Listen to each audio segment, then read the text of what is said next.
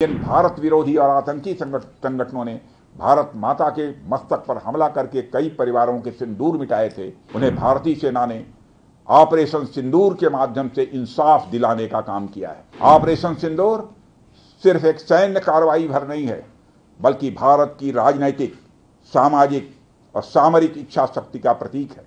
हमने दिखाया है, भारत आतंकवाद के खिलाफ जब भी कोई कार्रवाई करेगा तो आतंकवादियों और उनके आकाओं के लिए सरहद पार की जमीन भी सुरक्षित नहीं रहेगी। भारत की सेनाओं की धमक उस रावलपिंडी तक सुनी गई, जहां पाकिस्तानी फौज का हेडक्वार्टर मौजूद। जिन भारत विरोधी और आतंकी संगठनों ने भारत माता के मस्तक पर हमला करके कई परिवारों के सिंदूर मिटाए थे, उन्हें भारतीय सेना ने ऑपरेशन सिंदूर के माध्यम से इंसाफ दिलाने का काम किया है।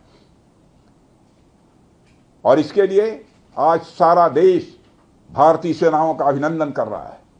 ऑपरेशन सिंदूर सिर्फ एक सैन्य कार्रवाई भर नहीं है, बल्कि भारत की राजनैतिक, सामाजिक और सामरिक इच्छा शक्ति का प्रतीक है।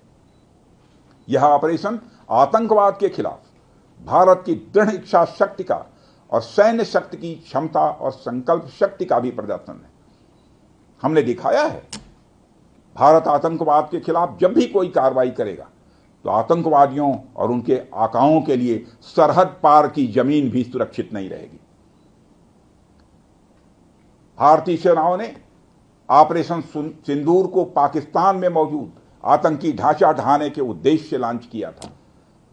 हमने उनके आम नागरिकों को कभी निशाना नहीं बनाया था, मगर पाकिस्तान ने न केवल भारत के नागरिक इलाकों को निशाना बनाया, बल्कि मंदिर, गुरुद्वारा, गिरजाघर पर भी हमले करने का प्रयास किया। भारतीय सेना ने शौर्य और पराक्रम के साथ साथ संयम का भी परिचय देते हुए पाकिस्तान के अन्य ठिकानों पर भी प्रहार करके करारा जवाब दिया है। हमने केवल सीमा से सटे सैन्य ठिकानों पर ही नहीं कार्रवाई की, बल्कि भारत की सेनाओं की धमक उस रावलपिंडी तक सुनी गई, जहां पाकिस्तानी फौज का हेडक्वार्टर मौजूद है। मित्रों, भारत में आतंकवादी घटनाएं करने और कराने का क्या अंजाम होता है, यह पूरे विश्व ने उरी की घटना के बाद देखा, जब हमारी सेना ने पाकिस्तान में घुसकर सर्जिकल स्ट्राइक की। पुलवामा के बाद देखा, जब बालाकोट पर एयर स्ट्राइक की गई। और अब पहलगाम की घटना के बाद दुनिया देख रही है कि जब भारत ने पाकिस्तान के भीतर घुसकर मल्टीपल स्ट्राइक्स की हैं। आतंकवाद के खिलाफ जीरो टॉलरेंस की नीति पर चलते हुए हमारे यशस्वी प्रधानमंत्री श्री नरेंद्र मोदी ने स्पष्ट कर दिया है कि यह नया भारत है जो आतंक के खिलाफ सरहद के इस पार और उस पार दोनों तरफ प्रभावी कार्रवाई करेगा। यह हमारे प्रधानमंत्री जी ने स्पष्ट रूप से यह संदेश दे दिया।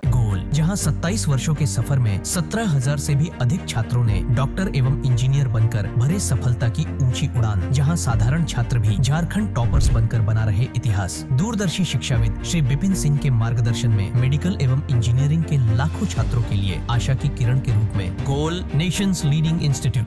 बायोम सिर्फ मेडिकल प्रिपरेशन का संस्थान। बायोम से लगातार दूसरी बार नीट यूजी में 700 मार्क्स पार। 10th पास स्टूडेंट्स के लिए फाउंडेशन कोर्स, 11th पास स्टूडेंट्स के लिए फ्रेशर कोर्स और 12th पास स्टूडेंट्स के लिए टारगेट कोर्स 17 अप्रैल से शुरू हो रहे हैं। कॉल 7360066190 और विजिट बायोम, circular road near women's college and Hinoo, Ranchi. TheFollowUp.in. Like, share and subscribe.